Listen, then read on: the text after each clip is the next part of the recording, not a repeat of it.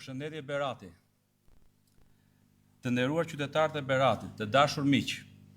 Jam sot këtu për të bërë jo për të bërë politikë të ditës dhe as për të prodhuar emocion të përkohshëm. Jam këtu si një intelektual për të ndarë me ju një mënyrë për të menduarit mbi shtetin, shoqërinë dhe përgjegjësinë publike. Shoqëritë nuk dështojnë sepse mungon vullneti i mirë. Ato dështojnë sepse mekanizmi i tyre nuk funksionon në harmoni. Sepse mjetet, proceset, vendimarrja dhe njeriu shkëputen nga njëri tjetri. Sot ne flasim shpesh për reforma, për modernizim, për zhvillim.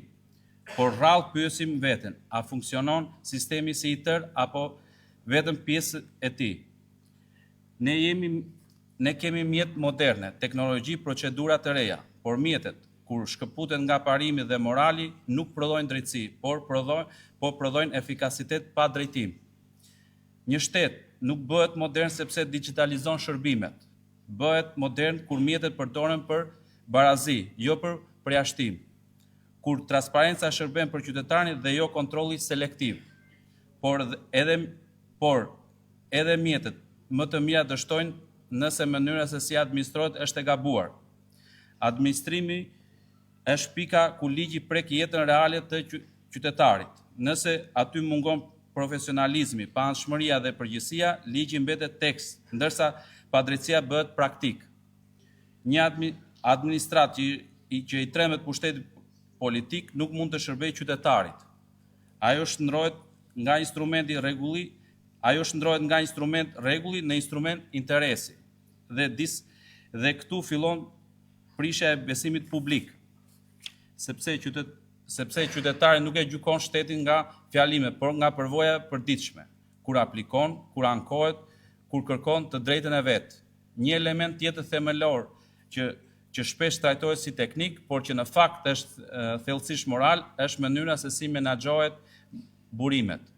Parat publike nuk janë thjesht shifra. Ato tregojnë prioritetet reale të një shteti. Tregojnë kush përfiton nga sistemi dhe kush mbetet jashtë tij.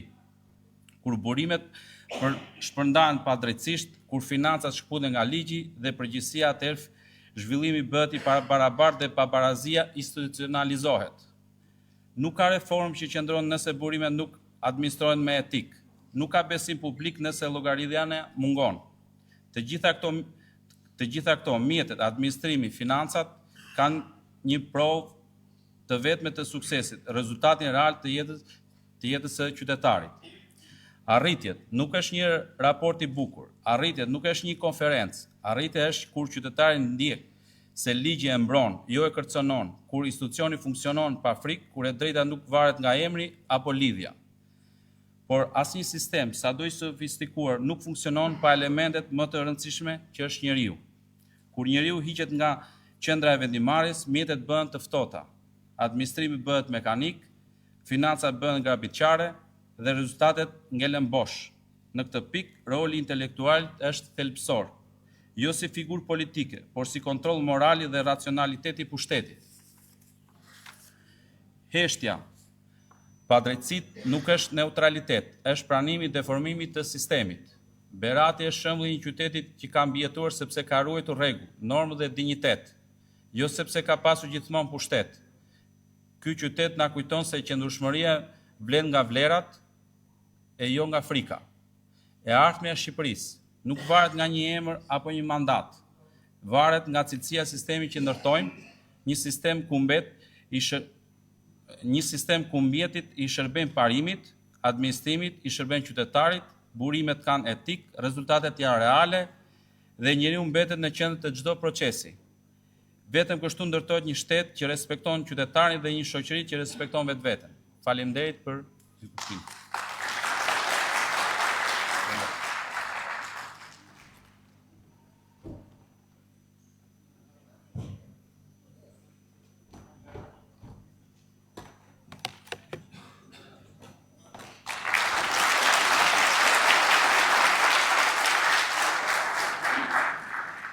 Ju mbrëma dashur zonja dhe zotërinj, dashur motra dhe vëllezër. Ju falenderoj nga zemra që keni ardhur sonte. Ju jam thellësisht mirënjohës pasi e di që nuk është e lehtë në gjithë Shqipërinë, por pa diskutim që nuk është e lehtë as në berat për shkak jo vetëm të përballjes me një regjim, por nuk është e lehtë të flasësh demokratëve pas 13 vitesh opozit. Kemi shkelur këtë periudhë thuajse çdo plëm të Shqipërisë dhe kam parë të njëjtën skenë, të njëjtën zhgënjim nga politika në çdo cep të Shqipërisë. Është e vështirë të flasësh para qytetarëve për politikë sot, të flasësh për vlera, për përgjegjësi, të flasësh për sakrifica, sepse duket sikur shoqëria shqiptare është futur në një kafaz. Dhe sonde jemi mbledhur pikërisht për këtë, jo thjesht për të folur për politikën, po për të folur për fatin e Shqipërisë. Për të folur për vendin tonë të bekuar që sot është më i lodhur se kurrë, për një vend ku shpresa është bërë shumë më rrallë se sa zhgënjimi, për një vend ku të rinjt nuk pyesin më si mund ta ndërtojë jetën këtu, por pyesin përditshëm se kur është momenti që të iki dhe të largohen. Dhe kjo është tragjedia më e madhe që ka sjell ky regjim. Sepse kur rinia ikën, gjithçka fiket kudo në botë dhe nuk mund të bëjë përjashtim as Shqipëria. Dhe kjo nuk është Shqipëria që meritojnë qytetarët shqiptarë. Shqipëria që sundohet nga një gënjeshtër e madhe, me shtetin që është bërë pronë private, me ekonominë që kontrollohet nga 2-3 duar, me institucionet pafta dhe të korruptuara, me politikanë që mirë përgjegjësi, por që duket që as dashuri dhe ndjeshmërinë më të vogël nuk e kanë për vendin. Duket sikur gjithë qytetarët janë lënë vetëm përballë pasigurisë si jetim. Këtë ndjejmë gjatë takimeve tona, këtë ndjen çdo qytetar në shtëpitë e veta, në familjet e veta, në lagjet e veta. Një ndjenjë e thellë braktisje që ka kapluar Shqipërinë. Motra dhe vëllezër, Shqipëria po zbrazet nga dita në ditë dhe këtyre që qeverisin nuk u vjen as turp. As nuk skuqen dhe as nuk zverdhen, por dalin si të pacip, duke qeshur dhe duke u krenuar me vjedhjet e radhës, me abuzimet e radhës, me shkretimet e radhës. Një maskarëllëk me përmasa historike po ndodh sot në Shqipëri.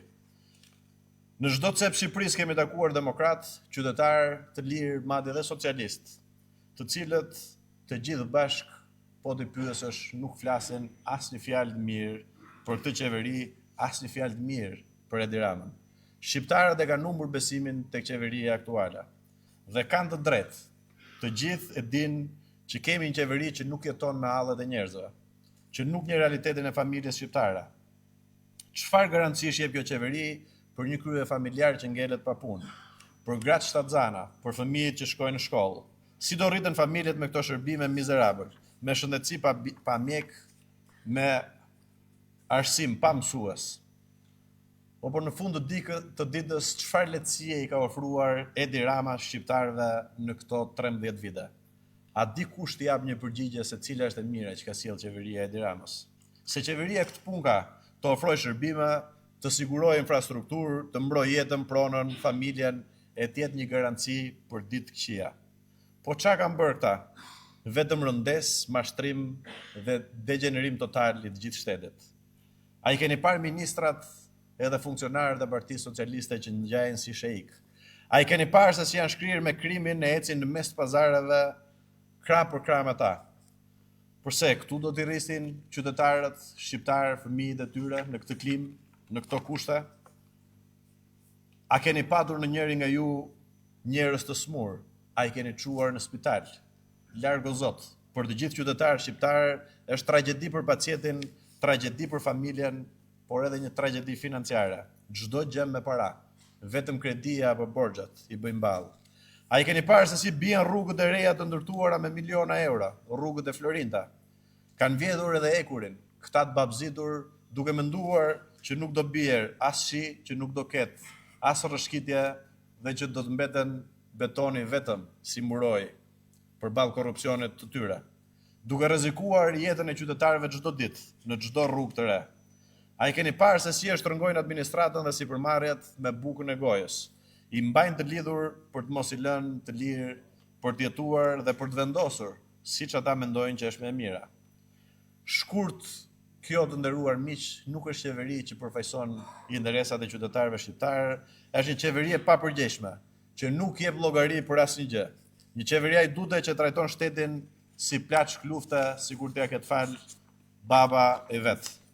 Një qeveri që ka dëbuar shqiptarët dhe që po kthehet në një dramë ekzistenciale tashmë për Shqipërinë. E patë se si këto ditë kanë propozuar, Edi Rama ka propozuar ndryshimin ligj, jo për të sjellë në i mirë qytetarëve shqiptarë, jo për të kujdesur për dhjetra dhe qindra familje që familjarët e tyre përballen me gjykime të padrejta dhe me gjyqe të padrejta dhe që kanë përfunduar burgjeve për gjëra elementare në këtë vend, ndërkohë që Edi Rama ndryshon ligjin për t'i garantuar vetes vetë ministrave dhe drejtuesve më të lartë të shtetit garanci që të mos preket nga spaku. Por miq, duhet ta themi të vërtetën deri në fund. Edhe ne kemi qenë ndryshe më parë dhe duhet jemi ndryshe si Parti Demokratike edhe tani. Në raste si këto, i ndryshimeve të ligjit në mënyrë të njashme për të mbrojtur autokraten dhe jo për interes publik, kohë më parë në Partinë Demokratike për të ndarë shqetësime të këtyre përmasave, jo në kohë të largët, ne thërrisnim për takim të gjithë ambasadorët e Bashkimit Evropian, apo të Shteteve të Bashkuara të Amerikës, apo të Britanisë Madhe për të ndarë shqetësimin e publikut shqiptar, por edhe të opozitës në Shqipëri, për çfarë ndodhte me demokracinë në Shqipëri. Sot, fatkeqësisht, në Partinë Demokratike, as nuk hyn edhe as nuk del asnjë ambasador. Sepse është e vërtet si drita e diellit që qeveria dhe gjithë politika në fakt është e lodhur, e konsumuar, e korruptuar, e komprometuar dhe kështu shifet nga njerëzit. Por ndryshimi nuk vjen vetëm sepse qeveria dështon. Ndryshimi vjen vetëm kur opozita bëhet e denjë për ta udhëhequr ndryshimin. Dhe këtu fillon përgjegjësia jon, përgjegjësia e çdo demokrati, përgjegjësia e leadershipit të Partisë Demokratike. Sepse Shqipëria nuk mund të shohë kurrë nëse Partia Demokratike nuk ndryshon më parë veten e vet dhe këtë na e kanë treguar zgjedhjet nga viti në vit.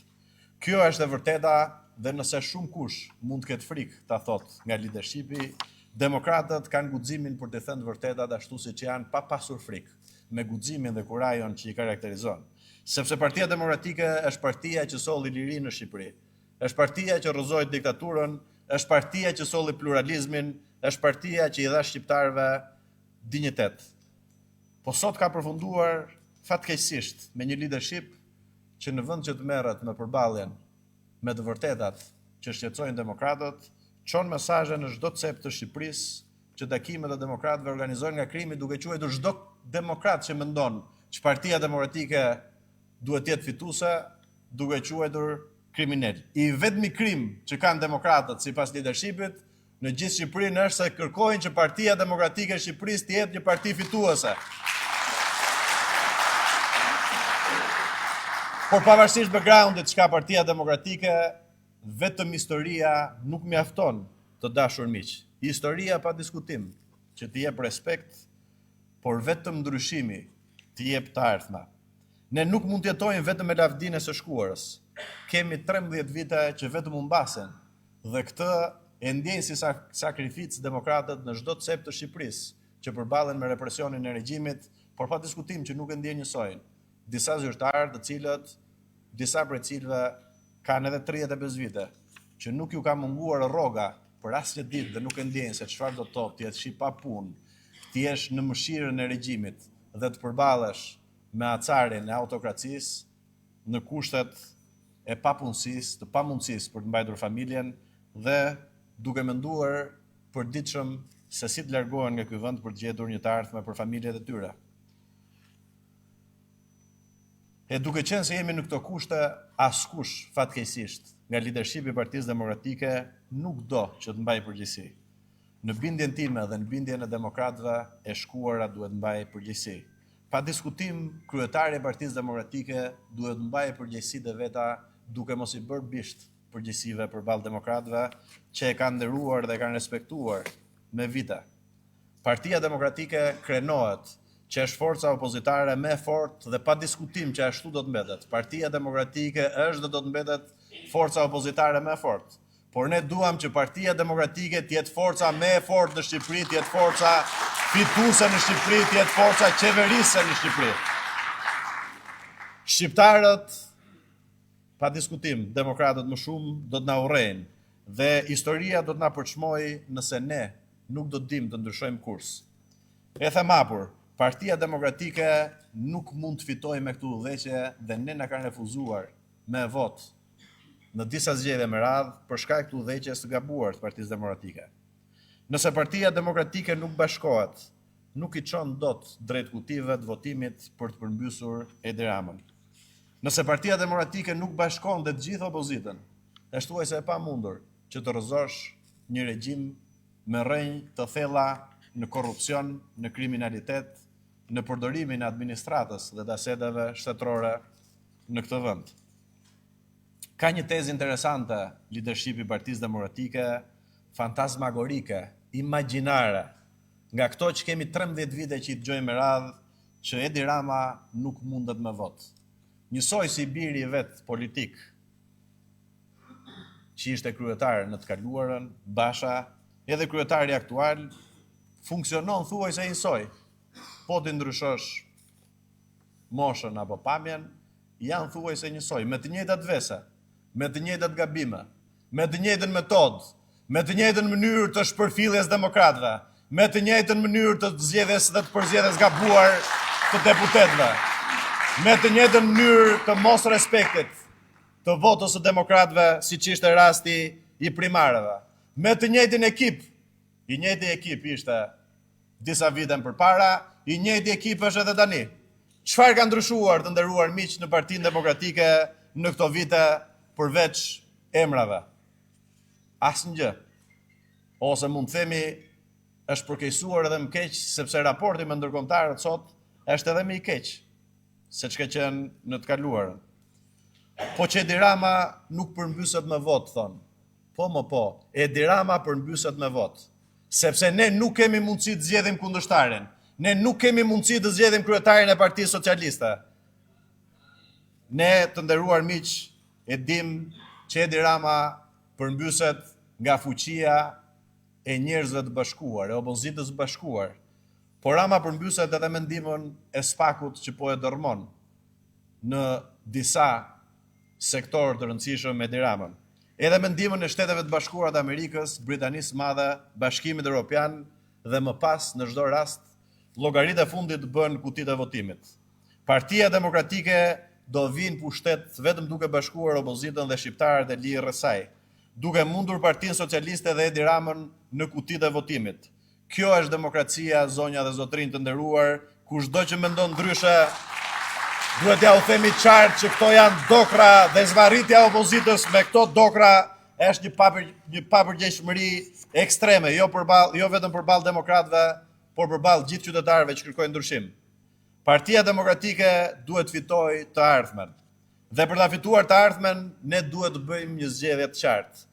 Të qëndrojmë pengi së shkuarës apo të hapim rrugën për një brez të ri, sepse kjo është e vërteta.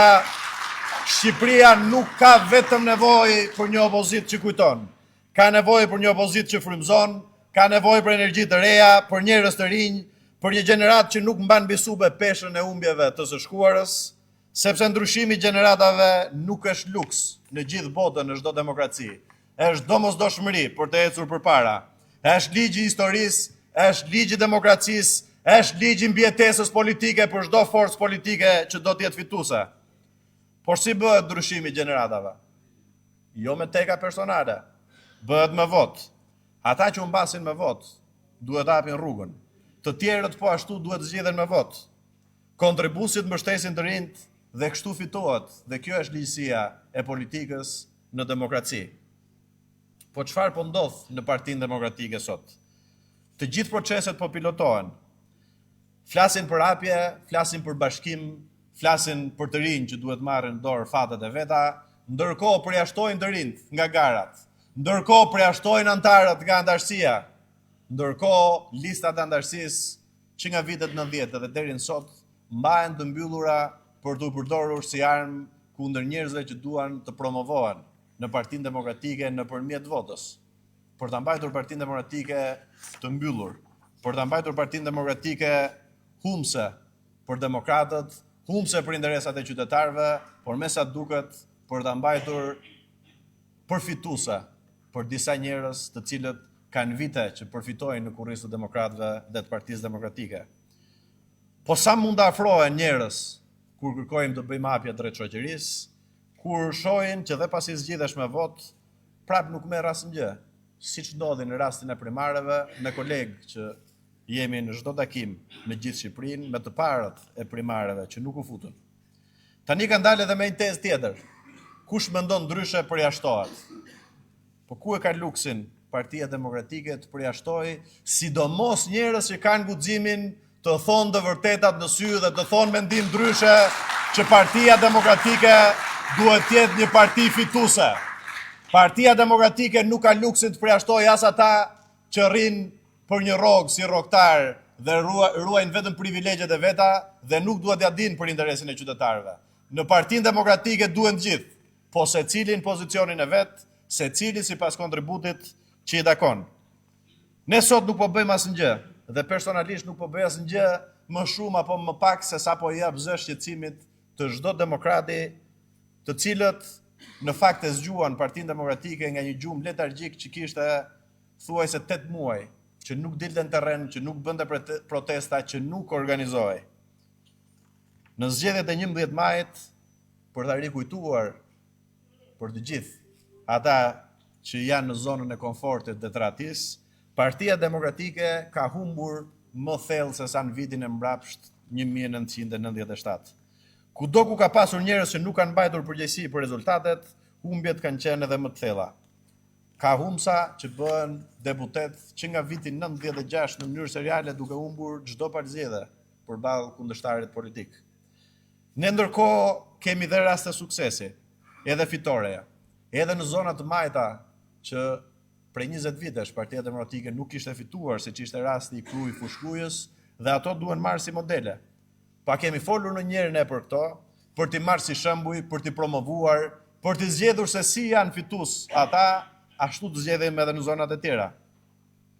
Madje kemi rënë dakord dhe e kemi sankcionuar në statut që kryetari i partisë, nëse nuk arrin që partia politike të jetë forcë fituese pas zgjedhjeve të përgjithshme, nuk ka as nëse kshu, as nëse ashu, nëse kryetari i partisë nuk e bën partinë fituese, do riqet, jep dorëheqjen dhe jap rrugën një gare tjetër për të bërë të mundur që Partia Demokratike të jetë fituese dhe opozita të jetë fituese.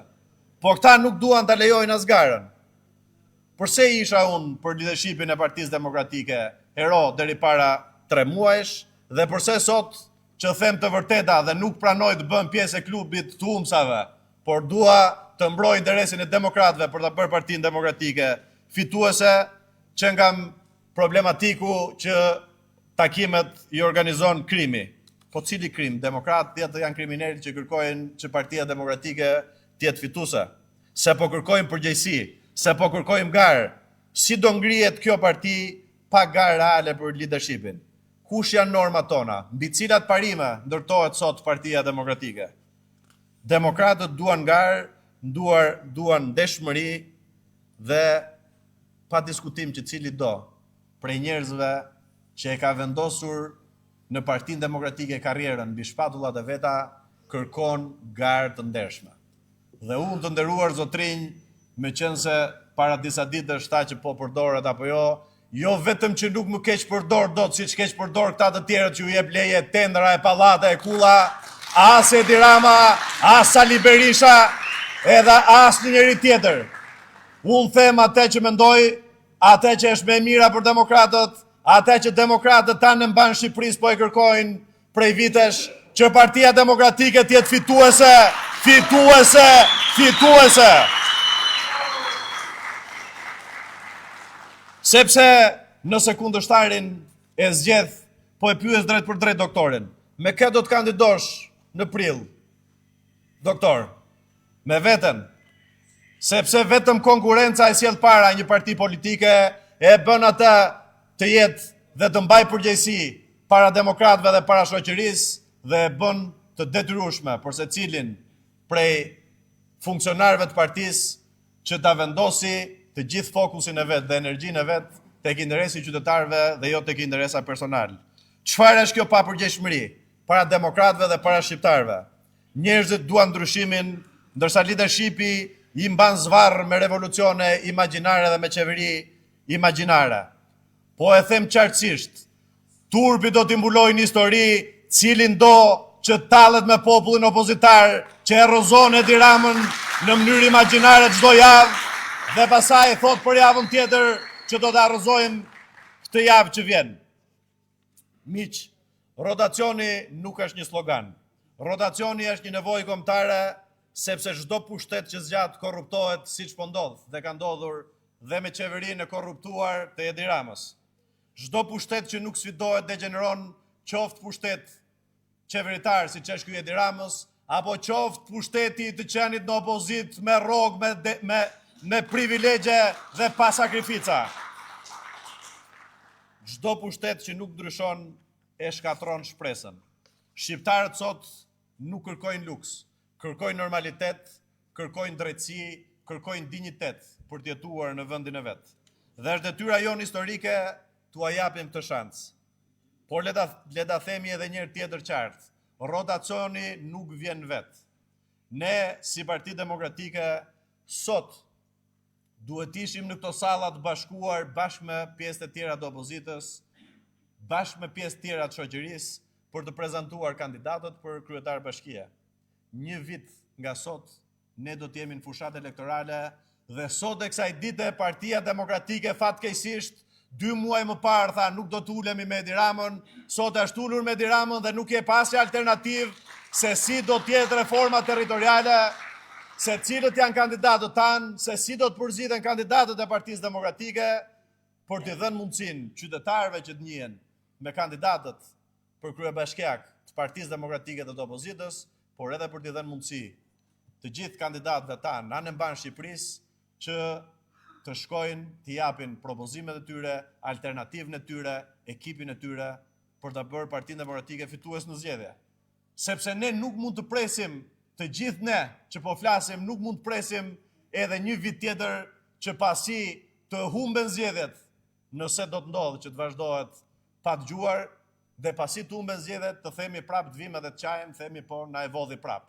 Jo, mër zotrinj, jo, ne duhet bëjmë pa mundurën që të përballemi edhe me vjedhjen, të përballemi me bandat, t'i dalin për zot qytetarëve shqiptar, t'i dalin për zot demokratëve dhe ta bëjmë Partinë Demokratike fituese në çdo cep të Shqipërisë. Sepse, të nderuar miq, nuk fitohet duke u qarë, por fitohet me besim, fitohet me moral, fitohet me rregulla brenda partijake të qarta, fitohet me njerëz që frymëzojnë. Jo me njerëz që justifikojnë humbjen, jo me njerëz që e mbajnë peng të ardhmen. Fitoria nuk arrihet me humbsa serial. Fitoria arrihet me njerëz që përfaqësojnë shpresën. Pushteti korruptuar ka frikë nga një Parti Demokratike e fortë, e hapur dhe e bashkuar. Edi Rama dhe Partia Socialiste e do Partinë Demokratike fiks siç është sot, për të bërë si lider global dhe të vijë vërdall në përbot, dhe ndërkohë në Shqipëri të lerë këta që korruptohen për Edi Ramën, për llogaritë e Edi Ramës, dhe që jep Shqipërinë në 2-3 duar për ta komanduar, për ta ndarë si plaç lufta. Dhe pikërisht ne duhet të bëjmë të kundërtën. Të bashkohemi, të hapemi, të ftojmë njerëz të rinj në Partinë Demokratike, sepse Shqipëria, të nderuar miq, është në një udhkryq. Nga njëra anë kemi një rrugë që të çon drejt vazhdimit të këtij sistemi të korruptuar deri në palc, nga ana tjetër rruga që na çon drejt ndryshimit dhe frymarrjes së re që e ka të domosdoshme Shqipëria. Dhe ky ndryshim pasi diskutim kalon nga ne, kalon nga Partia Demokratike, nga guximi ynë për të ndryshuar, nga guximi ynë për të hapur, nga guximi ynë për të vendosur meritokracinë në themel, nga guximi ynë për t'i dhënë shpresë brezit të ri, sepse vetëm një Parti Demokratike e ri për të rirë mund ta udhëheqë Shqipërinë drejt ndryshimit shumë pritur. Vetëm një Parti Demokratike e fortë mund ta mund këtë qeveri. Vetëm një Parti Demokratike që frymëzon mund të fitojë. Sonde nga kjo sallë mesazhi është i qartë. Koha e kësaj qeverie ka mbaruar. Koha e ndryshimit ka ardhur. Koha e rotacionit ka ardhur. Koha e imprezit të ri ka ardhur. Ne nuk do të ndalemi, ne nuk do të tërhiqemi, ne nuk do të dorëzohemi. Sepse kjo nuk është thjesht një betejë politike. Kjo është një betejë për Shqipërinë, dhe këtë betejë për Shqipërinë do ta fitojmë gjithë bashkë, për Shqipërinë, për demokracinë, për të ardhmen e qytetarëve shqiptarë. Dhe për ta përmbyllur, të nderuar miq, dua që t'ju ftoj që të premten në datë 20 shkurt të gjithë bashkë të shkojmë përsëri në protest, pavarësisht se qytetarët shqiptarë dhe demokratët janë përgjigjur Partisë Demokratike në çdo protestë që ka kërkuar, por lidershipi i Partisë Demokratike nuk po e di se çfarë të bëjë me pakënaqësinë e njerëzve që dalin përpara kryeministrisë për të larguar dhe për të rrëzuar Edi Ramën. Ne kërkojmë qartësi se si do të rrëzohet Edi Rama, ne do ju ofrojmë qartësi qytetarëve shqiptarë duke përmirësuar së pari Partinë Demokratike dhe duke bërë një parti e cila e rrëzon këtë autokraci që nuk ka asnjë parti tjetër politike që mund t'ia dalë ta rrëzojë. Faleminderit dhe fitore.